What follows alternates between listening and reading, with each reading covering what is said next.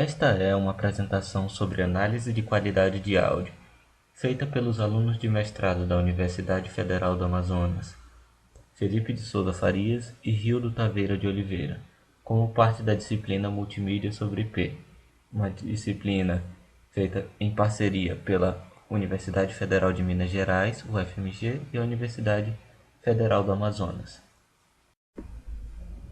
Esta é uma pequena apresentação sobre um experimento que busca medir a qualidade da experiência do ouvinte de áudio codificado.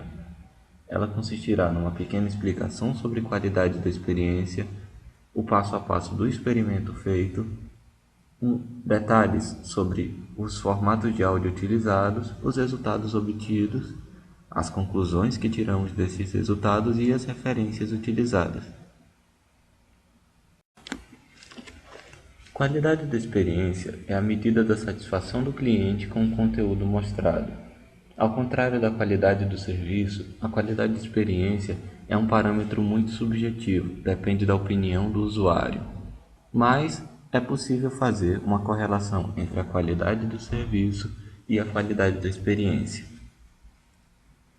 Para a execução, o design e a execução deste experimento, foi utilizada a diretiva ITU-RBS 1116-1, que estabelece métodos para a pesquisa subjetiva da qualidade do áudio, especificamente.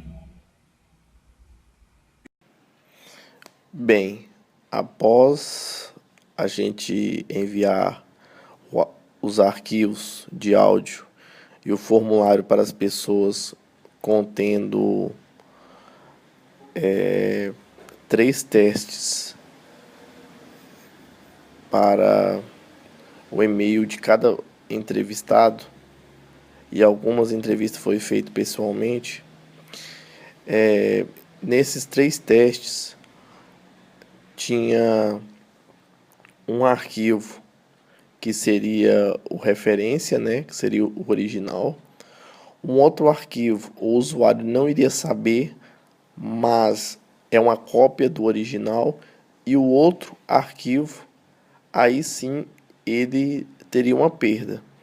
Então a pessoa iria pegar o headphone, colocar no ouvido e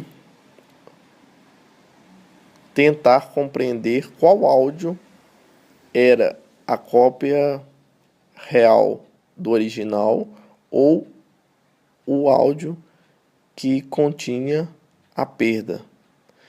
E isso serviria para 3 tipos de formato.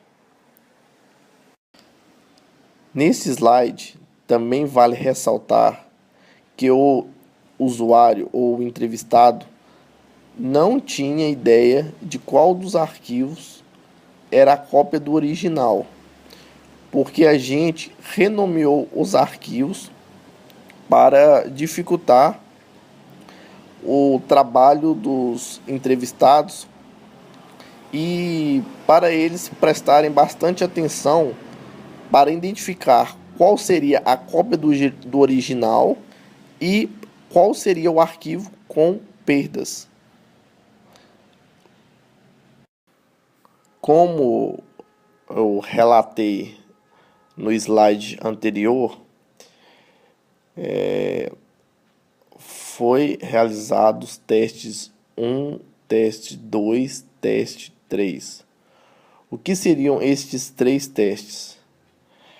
Seria, em cada teste desse, tem a cópia original do arquivo sem perdas, e o outro arquivo seria a cópia do original, e o terceiro arquivo seria com formato de perdas.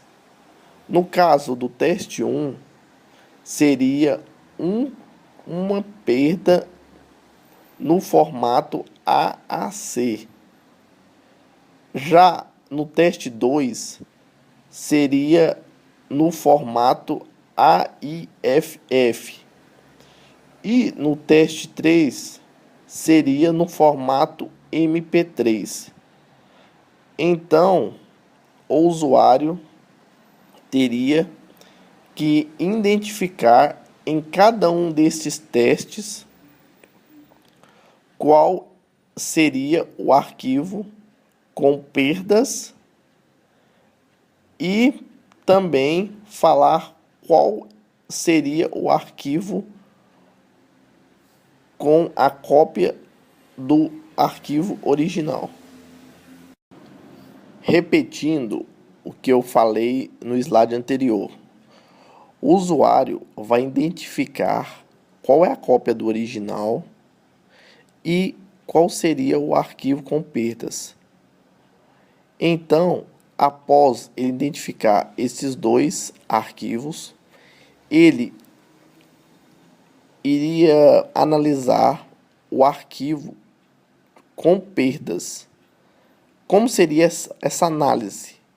Ele iria dar uma nota de 10 a 50.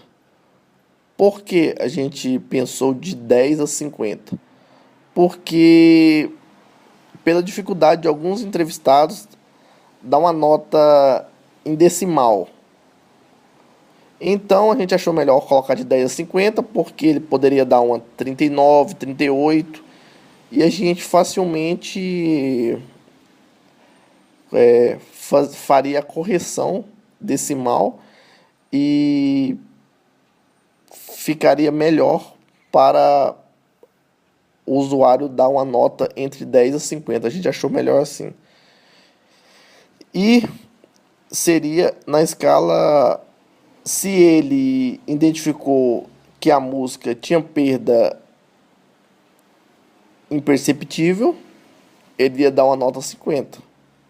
Ao passo, se ele identificou que a perda no arquivo incomodava muito, ele ia dar de 10 a 19.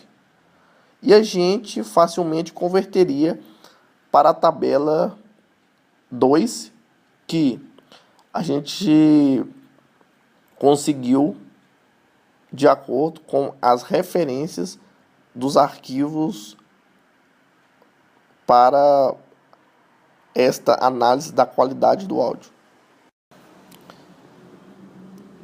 Neste slide, podemos observar que as notas foram normalizadas através da seguinte fórmula, onde ZI é a nota normalizada e os demais parâmetros são a nota original, XI, o XSI é a nota média por sujeito, o XS é a nota média, o XSSI é o desvio padrão por sujeito e o SS é o desvio padrão. Esta fórmula foi retirada de um artigo e demonstra alguns resultados interessantes que serão analisados posteriormente.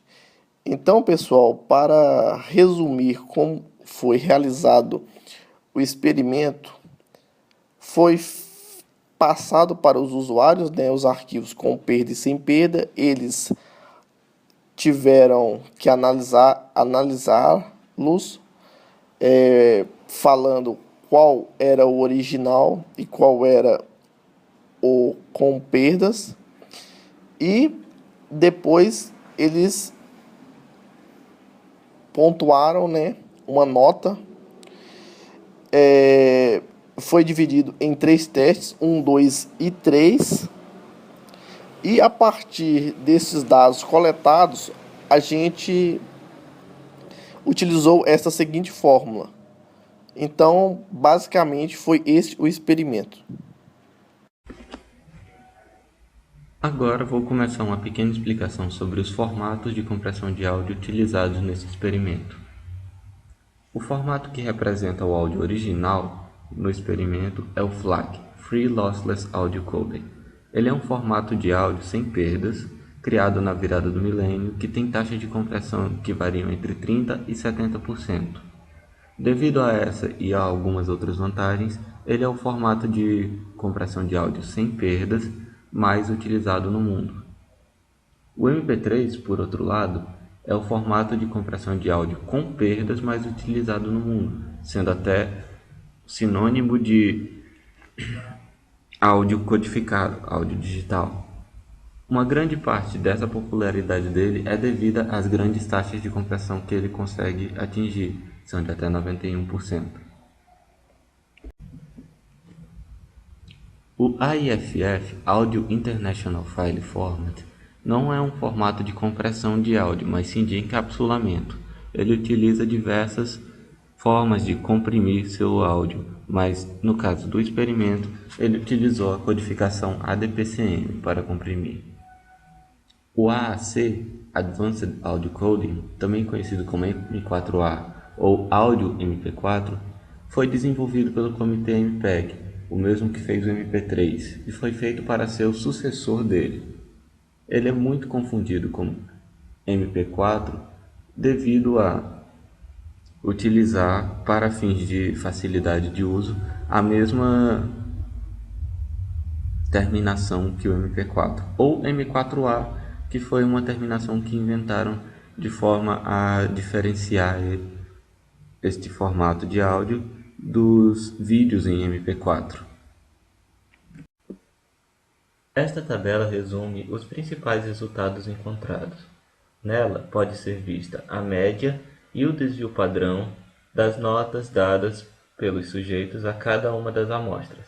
De vermelho são mostradas as notas das amostras com perdas, os formatos AAC, MP3 e AIFF. E em verde são as notas dadas aos formatos sem perdas, os pontos FLAC, em cada um dos 3 testes. Como complemento, aqui são mostradas as notas dadas para cada uma das amostras. Cada linha corresponde a um dos testes. O destaque vai para o segundo teste, em que a amostra B, que corresponde à cópia do original, tem um comportamento peculiarmente linear, enquanto em quase todas as outras amostras a pontuação foi dada variavelmente. Os resultados mostram que, apesar de haver sim diferença entre as pontuações dos áudios com perda e sem perda, todas as amostras testadas atingiram a mesma classificação, o que significa que as técnicas de compressão com perdas garantem a mesma qualidade de experiência ao usuário que os áudios sem perda. Um caso interessante foi o do MP3, que em seu teste em comparação com o áudio sem perdas, teve uma pontuação muito semelhante. Isso pode ser explicado talvez pela familiaridade dos sujeitos com este formato de áudio, que é o mais difundido no mundo, e com isso pode ter influenciado na avaliação dos mesmos.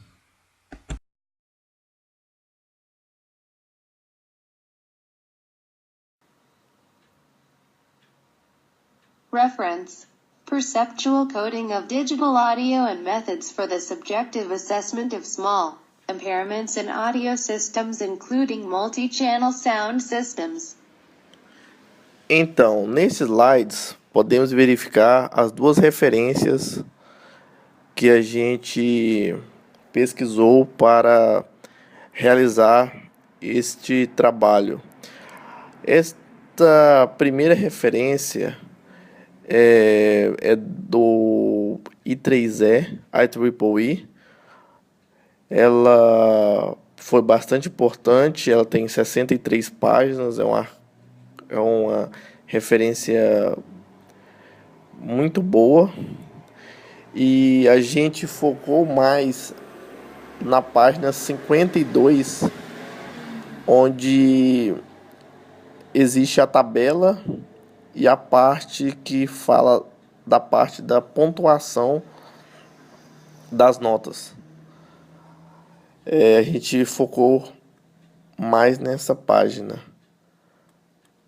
foi bastante importante a leitura. Já no outra referência do ITU, a gente focalizou mais na parte do apêndice 3, na página 24, onde tem um exemplo de como realizar a pesquisa subjetiva da qualidade do áudio. Então, essas duas referências foram muito importantes para realizar o trabalho. Sem elas, o trabalho não teria a mesma magnitude.